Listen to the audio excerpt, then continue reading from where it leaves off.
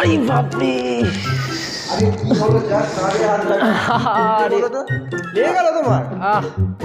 আরে তুমি এমন ভাবে কাঁধে ব্যথা ইনজেকশন আছে না না না কিছু নেই। আসলে বিষয়টা হচ্ছে ভাই তুমি একটা ঘোরের মধ্যে আছো এখনো। ঘোর, ভীষণ বড় ঘোর। মানে আমি ফুটবল ম্যাচ দেখলাম না একটা নাটকের শো দেখলাম, সেটা তো আমি ধরতে পারলাম না। এবার 90 মিনিট খেলা হলো, এত দর্শক এলো, আর তুমি বলছো নাটক? কি বলছো? নাটক নাটক যদি দেখতে হয় তাহলে যুবভারতীতে কখনো ইস্ট বেঙ্গলের ম্যাচ দেখুন। নাটক কাকে বলে স্পষ্ট।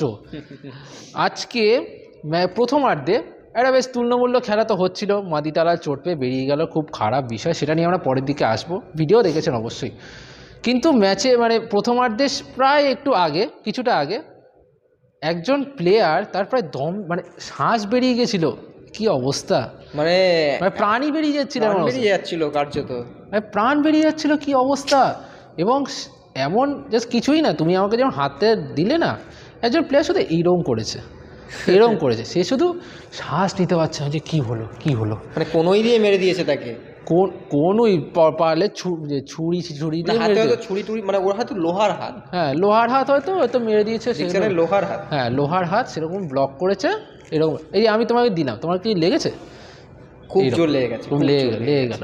সেটাই করলেন দিয়েগো মরিসিও আজকে। দিয়েগো মরিসিও একেবারে পড়ে গেলেন, কি বলছো, প্রাণ প্রায় বেরিয়ে যাচ্ছিল। এবং সেই কি বলুন, সেই আতঙ্কটা দেখে রেফারি তেজাস নাগভেঙ্কার কি সিদ্ধান্ত নিলেন? Yellow card. আমার হাতে নেই, মানে জিকসনে উচিত ছিল বলটা ছেড়ে দেওয়া। আসো তুমি বলটা নাও এই বলটা নিয়ে মরিসিও তুমি চলে যাও, আমি ব্লক করবো না বাবা, আমি ব্লক করবো না, ব্লক করলে আমাকে যদি হলুদ কার্ড দেখায় পরের দিকে সেটাই হবে আলটিমেটলি, কিন্তু সেটাই হবে। যেটা বিষয়টা খুব স্পষ্ট। দেখুন দর্শক বন্ধুরা, আমরা প্লে অ্যাক্টিংকে আমরা খারাপ বলছি না, কারণ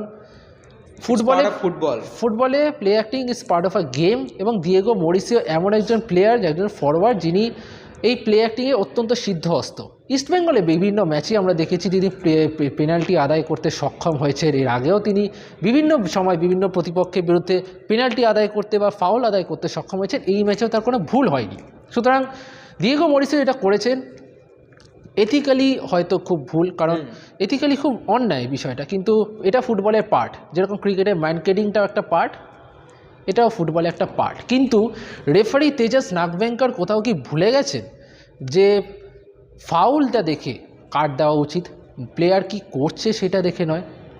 যদি সেটা হতো, মানে উনি কি জিনিসটা একবার দেখেই মোটামুটি সিদ্ধান্ত নিয়েছে, মানে যদি এইরকমই হয় তাহলে Kerala Blasters versus Punjab FC ম্যাচে যখন রাহুল কেপি একেবারে উড়ে গিয়ে লুকা মার্চেনের মুখে আঘাত করেছিলেন, যখন লুকা মার্চেন একেবারে শুয়ে কাতরাচ্ছিলেন, সেই সময় রাহুল কেপিকে তো তাই লাল কার্ড দেখানো উচিত ছিল, সেটা কেন দেখানো হয়নি?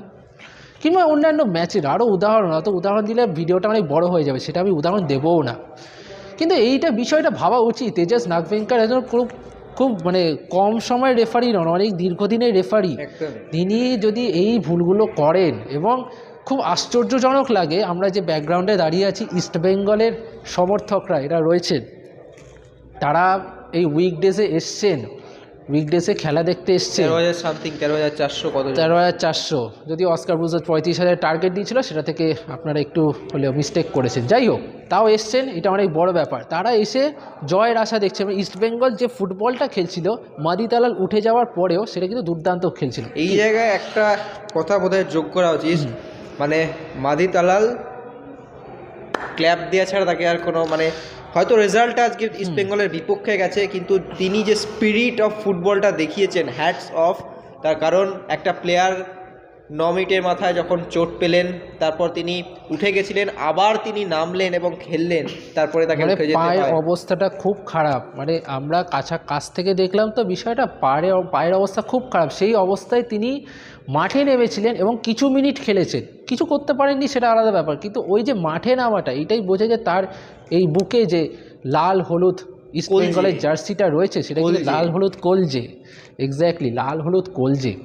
এবং এই কলজের জোরটা ততক্ষণ অবধিই ছিল যতক্ষণ না রেফারি তেজাস নাগভেঙ্কার সিদ্ধান্ত নিলেন যে আমাকে এবার আমার ছাপটা দেখাতে হবে। সেটা কি না, ইয়েলো কার্ড, দ্বিতীয় ইয়েলো কার্ড দেখিয়ে দিলেন জিকসন সিংকে। অপরাধটা কি? আমি আমার প্রতিপক্ষকে বল নিতে দিচ্ছি, সেইটা। একদম। এবং কোচ অস্কার ব্রুজো, আপনারা সাংবাদিক বৈঠক দেখেছে, তিনি স্পষ্ট জানিয়ে দিলেন। এবং যেটা ড্রেসিং রুমের অবস্থাটা বলো, যেটা জিকসন, হ্যাঁ হ্যাঁ, রেফারি মানে অস্কার ব্রুজো যখন আমাদের সাথে সাংবাদিক বৈঠকের পর কথা হয়ে গেল, যখন তিনি বললেন, জিকসন পুরো অবাক, তিনি একেবারে চমকে গিয়েছেন যে আমাকে এটার জন্য ইয়েলো কার্ড দেওয়া হলো, সেকেন্ড ইয়েলো। চকচকিয়ে বসেছিলেন ড্রেসিং রুমে। তিনি অবাক হয়ে গিয়েছেন যে এইটা কী করে সম্ভব। এবং এই নতুন নতুন জিনিস আপনারা শিখবেন।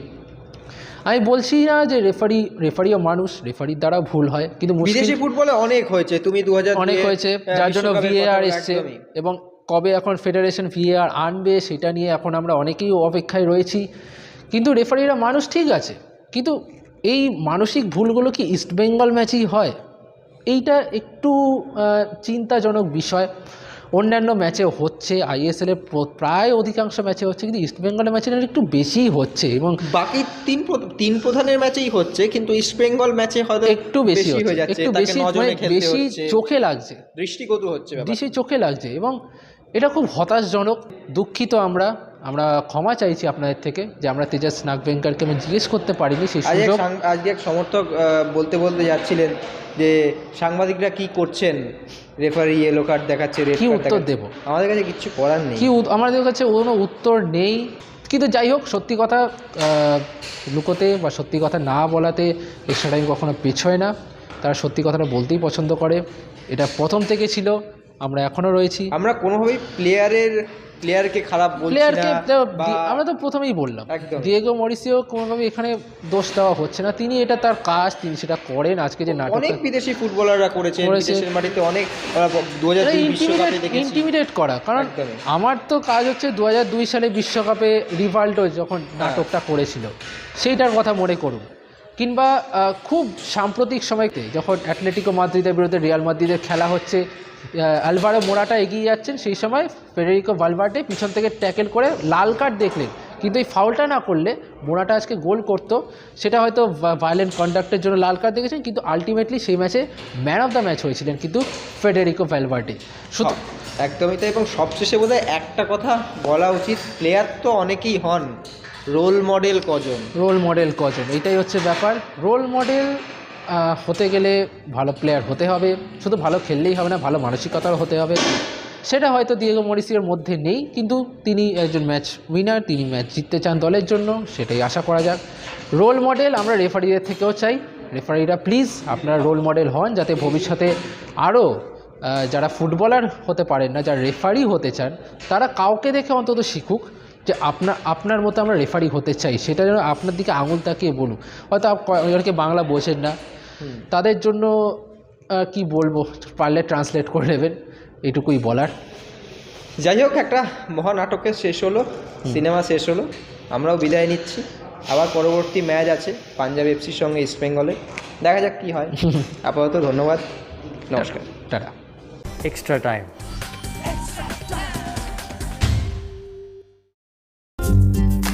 লেটেস্ট নিউজ আর এক্সক্লুসিভ ভিডিওর সঙ্গে আপডেট থাকতে এখনই সাবস্ক্রাইব করুন আমাদের ইউটিউব চ্যানেল। বেল আইকনে ক্লিক করতে ভুলবেন না যেন।